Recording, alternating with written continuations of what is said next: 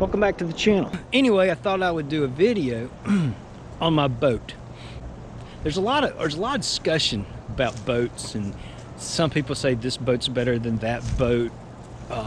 Kayak is better than a canoe,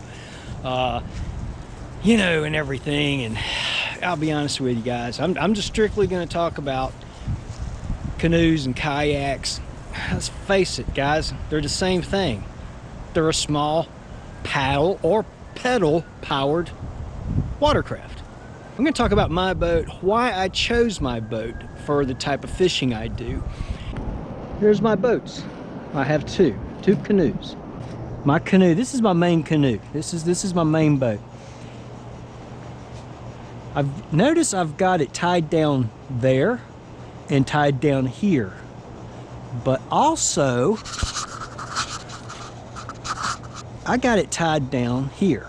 Why? Because I've seen a lot of people, they have their kayak or canoe on top of their car or however they're transporting it, and they'll just have two straps, and that works fine. That works fine until one of them breaks. And then when one of them breaks, the next one ain't gonna last very long at all, and that boat's coming off. So with 3 tie down points, one breaks, I'm fine, I'm okay.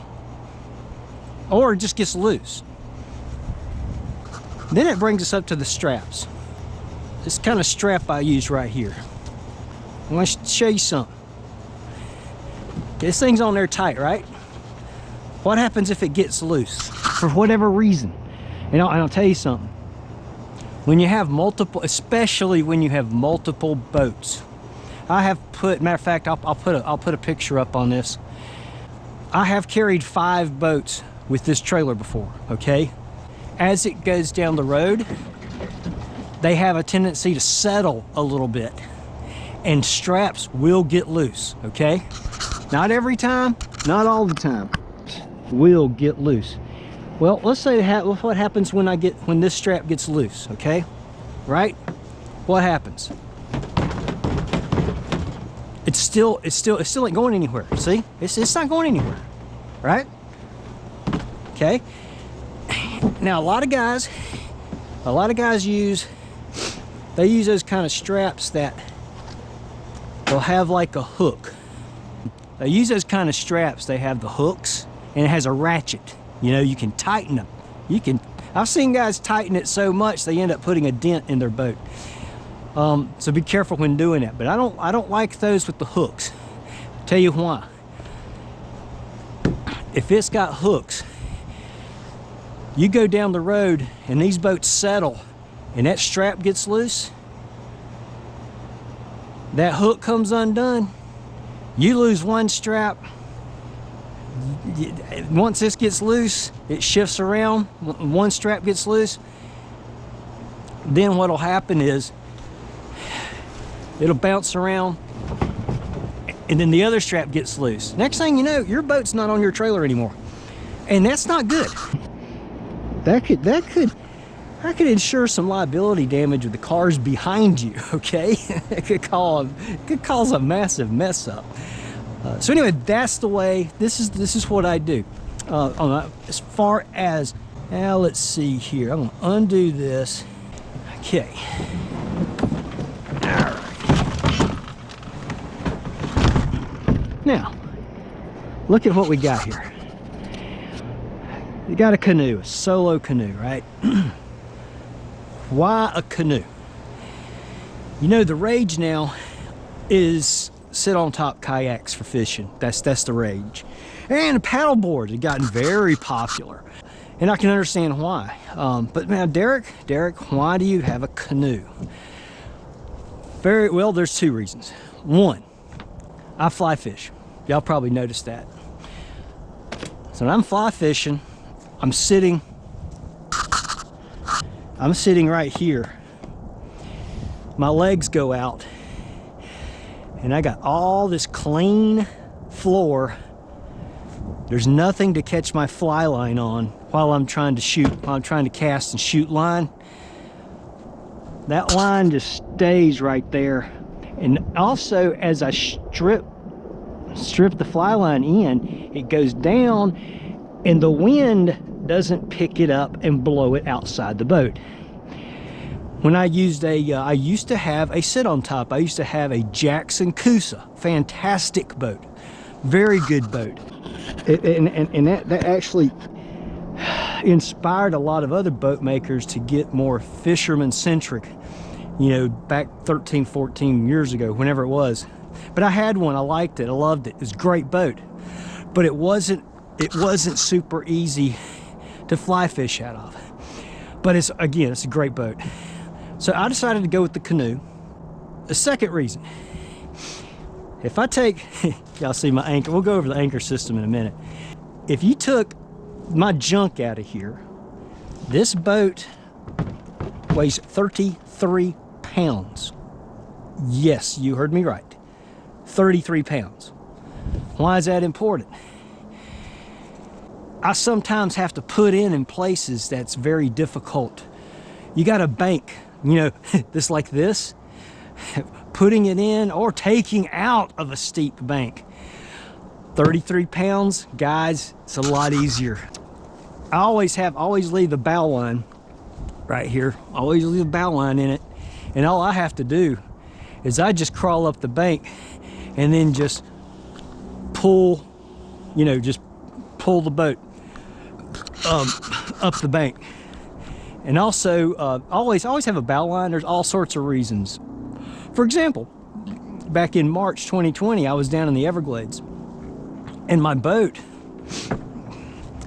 right here had developed a leak. And I looked down and there's all this water, and I'm like, that leak all of a sudden got a lot worse in a very short period of time, guys. And what do? Well, these guys I'm sitting there bailing out, cut it, and then I was bailing it out. But you know, I'm in deep water, and I'm half a mile from the boat ramp. These guys came along in a motorboat, and they said, "Man, are you having problems?" And I said, "Yeah." And I explained the situation. So they said, "Hey, throw me your line." I threw him my bow line. The guy in the back of the boat, he just held on to it, and they towed me to my ramp. Always have you a bow line. As a matter of fact, I've got a video called Climbing Trees for River Bass. Watch that video. I go through some really bad, you know, portaging over trees, and that thing comes in really, really handy in that kind of situation. That's why a canoe, weight and fly fishing. Okay, let's go back and see. Oh, anchors. I was watching a video the other day, and this isn't me telling people are stupid or anything like that, but I saw a guy. He was on a paddle board. He was on a paddle board, and he was catching redfish, and he found this big school of redfish, and he didn't have an anchor, and he cast in there while he's fighting this really nice redfish. That fish pulls him right into the school, and the school of redfish just depart, and they go way off. Okay, so yeah, he caught that fish, but he just blew his chances of catching any more in that school because he couldn't stop his paddleboard. Now this is my anchor. It's basically, as you can tell, you know, it's a 3-foot length of chain. I tie it, of course, in the middle, and you'll notice I've covered this thing with bicycle inner tube. I just cover up the chain with this to keep it quiet, just to keep it quiet. Some people wrap it up with duct tape, but the duct tape eventually comes undone. This is much better. I like that. But anyway, you say, well, Derek, there's one of the chains. Well, I fish a lot of rivers. I fish a lot of rocky rivers. This has a lot less chance, well, especially if I took this carabiner off, it's a lot less chance of it getting stuck permanently. Very, very, very much better chance of not losing my anchor, because this will just slide over the rocks, and it rarely does it ever get hung up. It's rarely an issue. I have tried in the past some of these like mushroom anchors, and in very uneven rocks, big rocks, they'll sometimes just get wedged down in there. I have had to cut 2 off. You know, and those things are what, $25 or whatever they are a piece, you know. And so this chain, man, I go to the hardware store, I have them cut it to length. It's only $3-4 maximum, if that much. And then the free bicycle, and that's it. That's nothing to it. Okay, another thing about using this. A lot of times I'm floating down a river and it's going a little bit faster than I want it to. So what I'll do is I'll drop the anchor just enough for it to just barely hit, so it slows the boat down. And also, if I got a little headwind, that'll also keep the boat wanting to point downstream instead of the wind blowing it back up. So that helps a whole lot with that. You'll notice my anchor rope comes right out in line with the keel of the boat. Why? I'll tell you why. It's fishing with a good buddy and his sister, and in her boat she had one of those big mushroom anchors, and she had tied the anchor rope to the side. We were on the Edisto River in South Carolina, and the water was up and the water was moving, dude, moving. She dropped that anchor. That anchor hit, stuck, and flipped the boat. Just like that. Just like that. If you're gonna anchor, you know, anchoring in a lake ain't no problem. Anchoring in moving water, be paranoid. Be paranoid. I don't anchor in moving water unless it's water I would feel okay wading it, okay? Now, if it's real deep, it's always moving slow, so that's not a problem. But when you get into the faster currents and the shoals and stuff, be very careful about anchoring. Why is there a dog leash in my canoe? That's a good question. My idea was I don't want anchor rope all over the bottom of the canoe, around my feet. Why? Okay, let's go back to one of those rapids, one of those shoals. Flipping a canoe or kayak, it's not a matter if, it's a matter of when. It's going to happen. I don't want to flip this in moving water and I get my foot tied up in the anchor rope. So the dog leash is here only just to pick up slack line. That's all it's for, is to keep fly line out. That's all it is. Now notice I use this cleat here, all right? This anchor system is all one-handed. I can be fighting a fish, okay, and go and drop the anchor. Like this, I go. I'm fighting the fish, and look at that, talk about that scenario with the redfish where the guy spooked the whole herd, the whole school of redfish. If he'd had an anchor, that one-handed while I'm fighting the fish, there you go, I'm anchored, I'm stopped. Okay, watch this, I'll bring it in, watch. One-handed. While I'm fighting the fish, I can anchor and unanchor. It's really fast, as y'all can tell. It works out really great. And but the hardest thing I ever did was drilling a hole in my boat, in the hull. Hopefully y'all can see that good. And what I did was, this is a brass fitting that I just screwed in there and bent this washer to shape, and that's what I use right there. And I did the same thing in the front. Right here, there's another doggy leash. Same exact thing, except for in the front. Okay, that covers anchors. Let's see here. Whew. Paddles. Now you notice something here. This thing was flipped upside down, ready for transport, right? I keep paddles in there all the time. Just like this, these little clips. Just jam it back there, put the clip in. I got this little aluminum thing to keep it from, but it ain't going nowhere, even without that. As a matter of fact, I need to take that out at some point. Paddles stay in the boat. Why? One thing I can't forget. I can't forget the paddle. I never show up at the lake or the river and go, oh, I left the paddles at home. Okay, I will always have my paddles. Also, I've always got an extra paddle. This right here is single blade, and this is a long single blade. And the reason it's long is I use it in that boat, or I can use it in this boat, or other people's boats.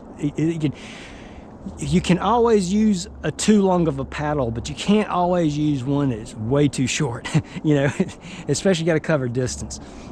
So that's why I do that. Also, the seat right here, it stays in here. I never forget my seat because my seat is always in the canoe all the time. I never remove it, never take it out. My little dry container. That's where the cell phone and the wallet goes. Stays dry. It's right there. I flip the canoe. It's not going anywhere, right? I flip the canoe. That's not going anywhere. I flip the canoe. It's not going nothing. I put my tackle bag. When I put my tackle bag in here, my tackle bag, it's got a strap. I'll loop it on this thwart. I flip the canoe. I don't lose my tackle bag. Basically, my philosophy is, number one, keep everything in the canoe at all times as much as possible. I don't keep my fishing rod in here, even though I used to, by the way. I don't know if y'all can see down in there, but at one time, I had a setup. I had a spare rod I actually kept. There's a little, let's see if I can show this to you guys.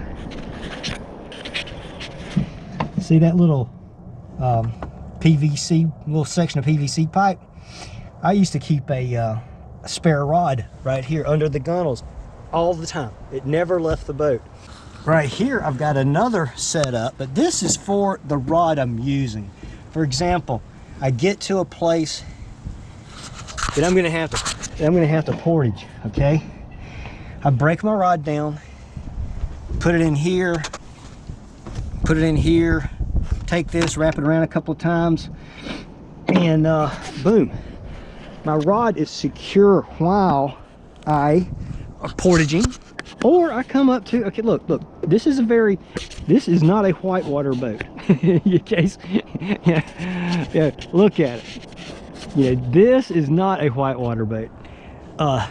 It's funny, there's internet rapid classification, and then there's real rapid classification.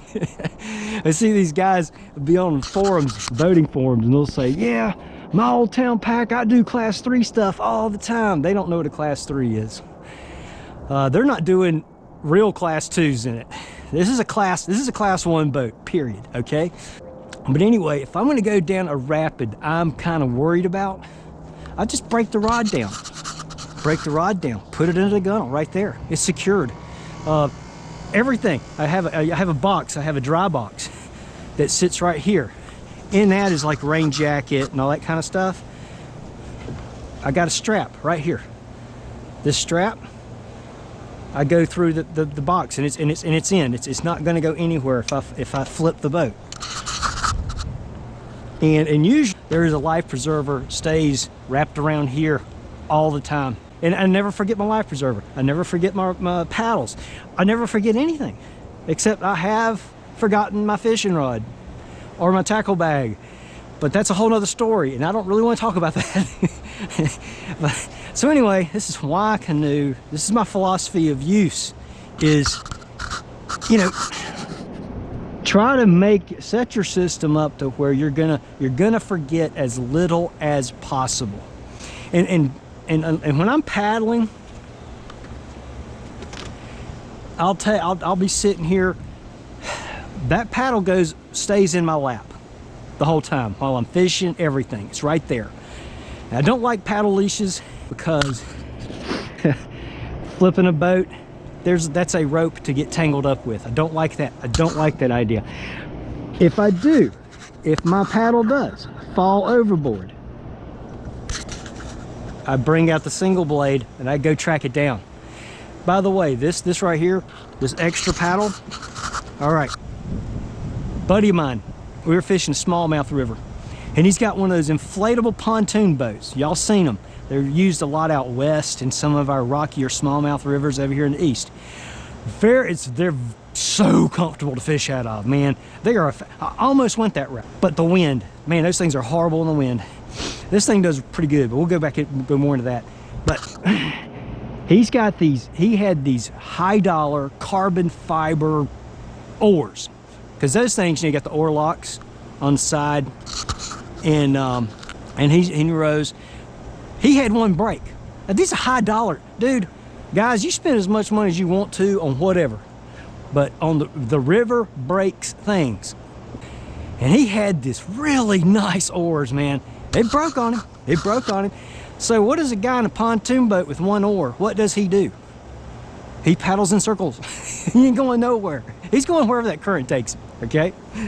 So I paddled over to him, and I said, hey, try this. He took this, put it in his oar lock, and was able to fish through the rest of the trip with no problem. If I hadn't had that, he'd have been in trouble. I've also had other friends of mine break a paddle or just lose the paddle. It got in current, got away from them, and they're stuck. And that has saved the day many a time, guys. Take an extra paddle. I don't even care if it's one of those cheap fold-up ones, and if you got a kayak like a sit on top, and you got a hatch, carry a spare paddle always. I've seen it in action, man. It really helps. Okay, what else was I going to talk about? Oh yeah, okay. This is an Old Town pack, all right? They do not make these anymore. It's made out of royal legs, and that's why the 33 pounds, okay? It's made out of royal legs. It's tough, it's lightweight, it's the most awesome material to make small boats ever. But the only company, the only factory that made royal legs for all the canoe makers went out of business. Why? Well, back in 2005-ish, the kayak craze started. Kayaks are great boats. I can understand why. Again, I used to own one. Great way to go fishing. But the kayak sucked all the air out of the room, and canoe sales just plummeted, and they went out of business. And now you cannot get this boat for anything. This is an Old Town pack. Before I go into this, I'm gonna tell you something, guys. When you buy a boat, and I don't care if it's a kayak, a canoe, or one of those pontoon boats, again, those are great for certain situations. They cannot be beat. You know, if you got a smallmouth river that's got up to class 2 rapids, class 3, man, that's the boat. I'm telling you, those pontoon boats are the way to go for that situation. But your fly line will get hung up on everything. But anyway, I digress. Anyway, guys, if you buy a boat, I don't care what it is, don't go customize it. Just don't. Just don't go. And I saw this guy on one of the forums years ago. He bought a kayak, and he hadn't even put it on the water, and he had to have the milk crate. I don't know what it is with that. Everybody's got to have a milk crate. Milk crate, rod holders, depth finder, all sorts of stuff. He customized the piss out of that boat. He spent like about $700 on just and several weekends customizing the boat. A year later, that boat and all that was on sale for less than half of what he had in it. Now you say, why? He had a thought in his mind how he was going to use it and how it was going to work.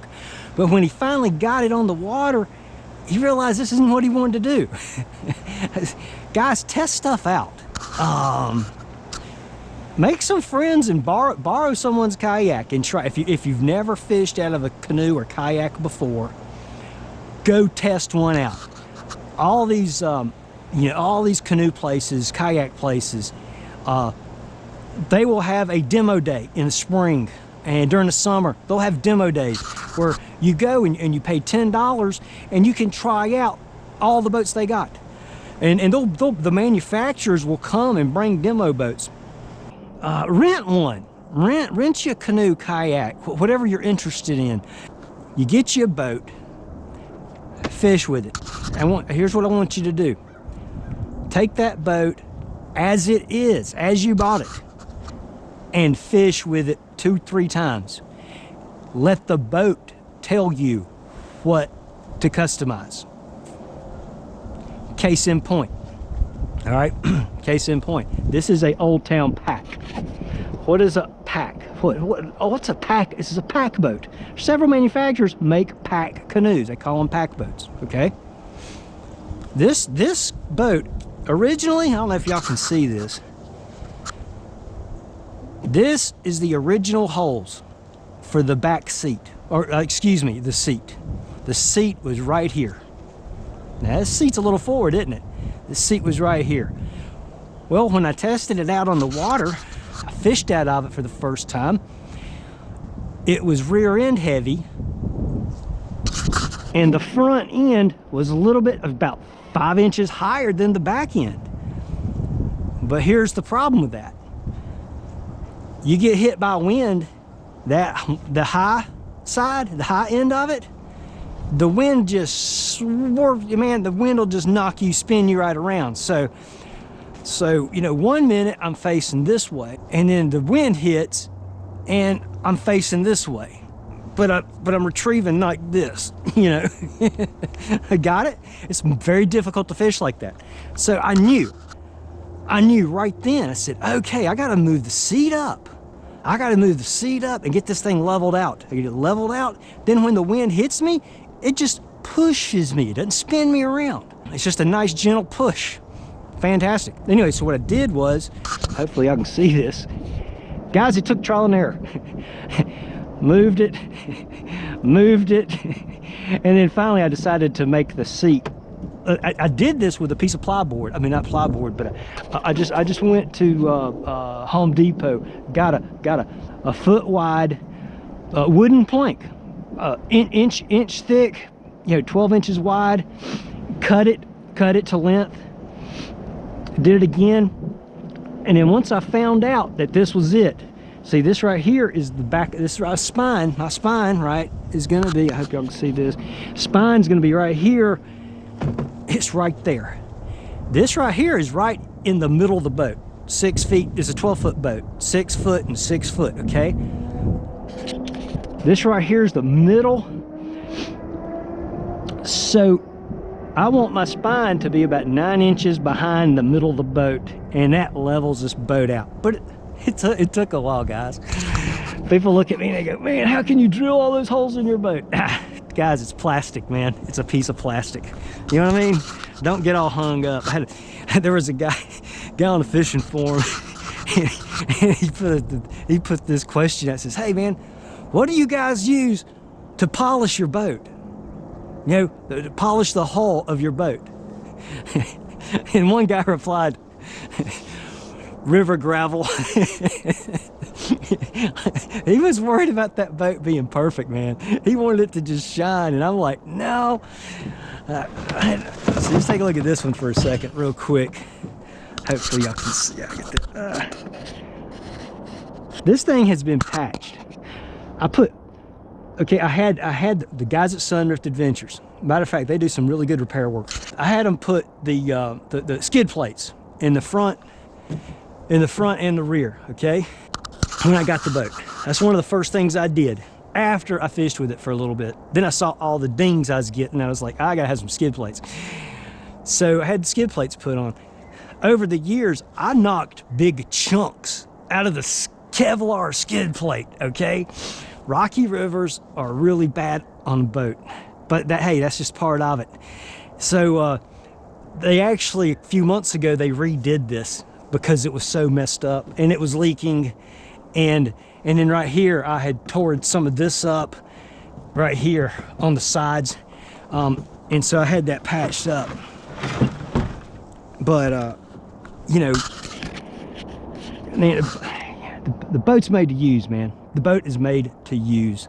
But anyway, guys, just give you an idea, and keep this in mind. Yeah, this is not the way to set a boat up. There is no the way to set a boat up. There is no perfect boat. Man, my goal here today is maybe give you some ideas, okay? Just give you some ideas of what to do, what not to do. One of you guys may say, I love the anchor system, you know, but you'll implement it different on your boat. You know what I mean?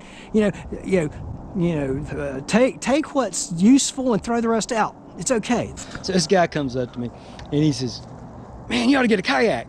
Yeah, I said, why? And he hadn't thought any further than that, okay? He says, well, man, they're just so great for this, and I said, well, I'm not having any problems. I said, I'm fishing here just fine. And I said, matter of fact, I can see better in the water than you can. I said, well, why should I get a kayak? And he says, well, they're just cool.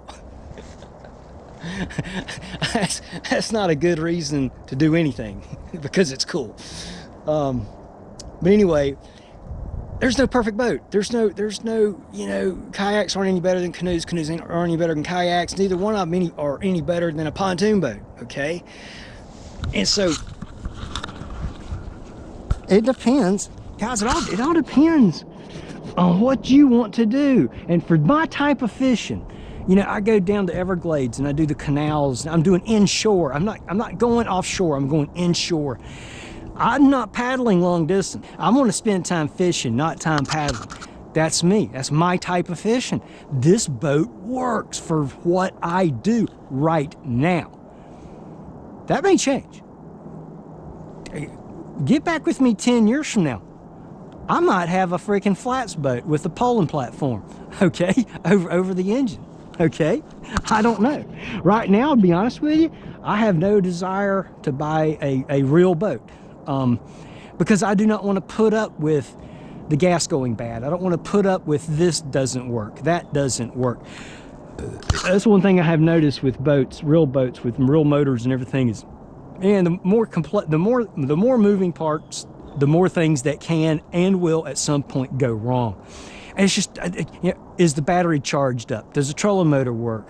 So hopefully some of this will help you. And I'm sure there's something I forgot. Getting back to customizing. After 2, 3, 4 fishing trips in the boat the way you bought it, your boat's going to tell you as you're fishing, you're going to say, oh, I want the rod holder right here. This would be perfect, right? My seat. What if I had not tested out the boat as it was and just went and customized, added all sorts of stuff for a seat that's back here? And then realize that I got to move the seat up, and I'm gonna have to undo all and redo all of my customization. So you see, get my point? Take your time, man. Take your time before you start dropping money. Guys, I hope that is useful in some way, even if in just a little, maybe one little thing I covered, maybe got your brain thinking, and guys, the more information you have, I say this all the time. I fly fish. That's what I do. But I watch a lot of videos of guys that don't fly fish. Why? Well, I'm watching these guys catch fish I want to watch. That I want to catch. And I want to see what their presentation is, the kind of areas. How do they figure out where the fish are? I can learn a lot from somebody who does things a lot different than I do. And I'll see a lot of these guys, they'll be doing little tricks with their equipment and stuff. And I'll go, oh man, why didn't I think of that? You know what I mean? Case in point, learning from others. Learning from others is everything. There's a guy, some of you have heard of him. He's got some videos out, Hooked on Wild Waters. Drew Gregory, I know the guy. I have fished and camped with him several times. Great guy. I remember the first time I fished with him, man, this was back in 2006. We floated this river. I knew him on forums, okay, a fishing forum, the old American river fishing forum. And so he was, he put out a thing, said, hey, who wants to go fishing Saturday? And there's only about 15 of us on this forum. It exploded later. But anyway, I said, yeah, I'll go. And so I had the wrong boat. I had everything. I didn't have anything squared away. But I watched Drew all day long. And that man, he'd stand up in this ocean kayak caper, a little 11 foot kayak. And every time the fish weren't biting, it was a tough day. He caught like one. It was nice. He caught one like really big smallmouth. That's Drew right there. Anyway, every time I turned around to look, he was either casting or he was retrieving. He wasn't messing with his boat, okay? He spent all that time fishing. You know, again, like I go with the anchor system. It's one-handed. It's one-handed. Paddle stays in my lap. You know, I can actually do corrective paddles while fighting a fish, okay? I have to show y'all how to do that sometime. It ain't no big deal. You'll figure it out. And I just sat there and watched him. Like, I'm messing with my anchor. I had a mushroom anchor, and it was, you know, and it was on the side of the boat. I mean, everything. I was doing everything wrong. But I watched him, and I said to myself, Derek, you got to get there. You got to get there to where you got the boat situated so that you're not having to jack with the stupid boat. You're there to fish. So about 3-4 years ago, a mutual friend of ours, matter of fact, John was in one of my videos when I did the freshwater trout tail race video. John, me and John had fished this smallmouth river, and we got out, and he looked at me and he said, Derek, he said, when we were going, we fished this good shoal. You know, it wasn't bad rapids. You know, you could literally stand up in the boat and go down the, you know, but you know, it's tricky. And he said, Derek, he said, I swear I've never seen anything like it. And I said, what, John? He said, you did nothing but fish. And I said, what do you mean? He said, you went down that shoal, you hit every spot anywhere within casting range, and you were never messing with the boat. You were never having to, you know, because what he did is he didn't see. I'd set myself up and nudge away from rocks. I'd paddle into rocks and use the rock as an anchor sometimes and fish. And I'd constantly fishing. Even when I was making corrective paddle strokes and pushing myself into the next pool, okay, or the next little pocket, I'm still fishing while I'm doing that, okay? I learned it from Drew, and John was like, and I said, John, it's funny, we were talking about this recently, and I said, you know, it's funny. I said, and I told him about me and Drew going fishing and me thinking that's my goal, and I said, you know what? I actually attained a goal I set out to do. That doesn't happen very often. But I got that one down. So guys, and by the way, if you don't have a boat, get a boat. I used to wade fish. That's all I did. Was I didn't have boats. I just wade fish. And I do this to this day. If I'm floating down a river, you gotta understand something. You float down 4.5 miles of river. That's a good length for a whole day's fishing. You know, if you fish hard. But you know, in a 4-mile stretch of river, there's all these good little pockets here and there that no one can get to unless they got a boat. And some of these places that I fish, you can't get a john boat in. You can't. And you can't. For example, I'll give you an example. Well, you know, going back to what I started talking about this. I see a guy wade fishing. I stop fishing. And I scoot around him, give him plenty. I don't want to scare his fish. I give him plenty of space. Unless he motions me over and he wants to talk about fishing or something. You know? But I give him his space.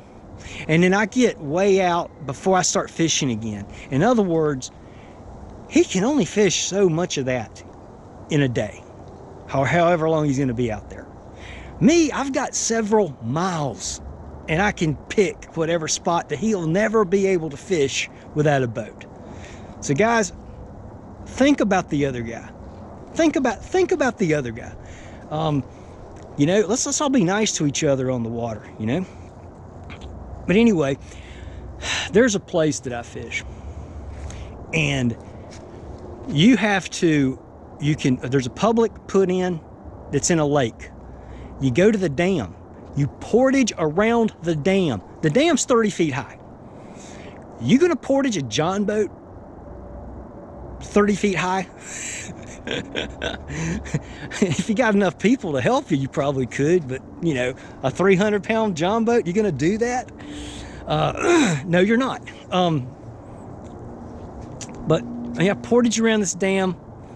And it being a light boat, man, all these kayaks and canoes, you know, 50 pounds, 60, 70 pounds, man, you can put those in anywhere. And that's one of the main reasons I really love the pack 33 pounds. I can put in and take out literally almost anywhere. So anyway, Portage Dam. Below the dam, on one side of the river, is a correctional institute, the Pokey, a jail. You see the guys out there in the orange jumpsuits, okay? No one's fishing that. You understand? No one's fishing that. All right? You can't drive up there and ask the warden if you can walk down there and fish. You're not gonna wade fish. No one can wade fish that. On the other bank, there's a couple of houses and that's it. The rest of the land is owned by, I think it's the train. There's a train track. It's owned by the train company. There's nowhere in that stretch. It's a short stretch. There's nowhere in there that you can pull your car up, get out, and start fishing. Well, guess what? Those fish are dumb as rocks.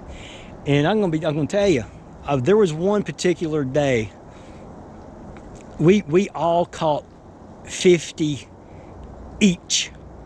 Not 50 as there's 3 of us, not 50 as a group. At least, I think I caught the least. I caught like 40 something, I lost count, but it's in the 40s.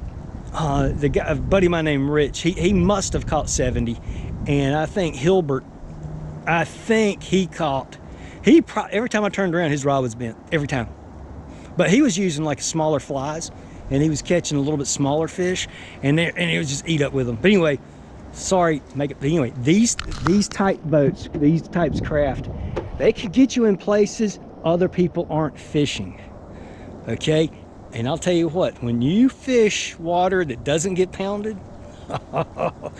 you don't have to be all that great of a fisherman to catch fish. I have proven that. But anyway, guys, get your boat. Also another thing I'm gonna bring up about being courteous, about being, you know, show people respect. And I actually made a video about this years ago. It's somewhere on my channel. I'm gonna repeat it. I'll tell you what I do. I pull up in a boat ramp parking lot, okay? I pull aside in the parking lot, away from the ramp, off to the side. I flip my boat over. I put my pack in there. I put my rod in there. I put my spare rod in here. I put all the stuff, everything that I'm gonna put in that boat is there. Everything's at my high security, my high-tech security system. Undo that. And I don't even strap it. I just leave it just like this right here, okay? But everything's in it. And then I back down the ramp, jump out the car, slide the boat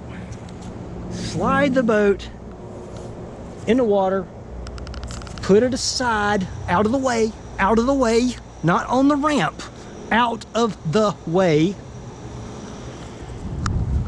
Then I hop in my car and I go park the car. I'm on the ramp 1 minute, maybe 1 minute, maybe, okay, done. I see guys, and this is really, really especially bad with the canoe and kayak crowd. Guys, people hate you, and I'll tell you why. Here's what you do, and I'm gonna rant a little bit. You're not prepared. You hadn't thought anything through. You come down, and I don't care if you got a trailer or your car topping or what, doesn't matter. They come down, they take their time, take the boat off, put the boat down on the ramp. Sometimes it's 2 boats on the ramp. Then they take their time getting the stuff out of the car. They start getting everything put in the boat and where they want it. All the time they're tying a freaking ramp up for 20 minutes.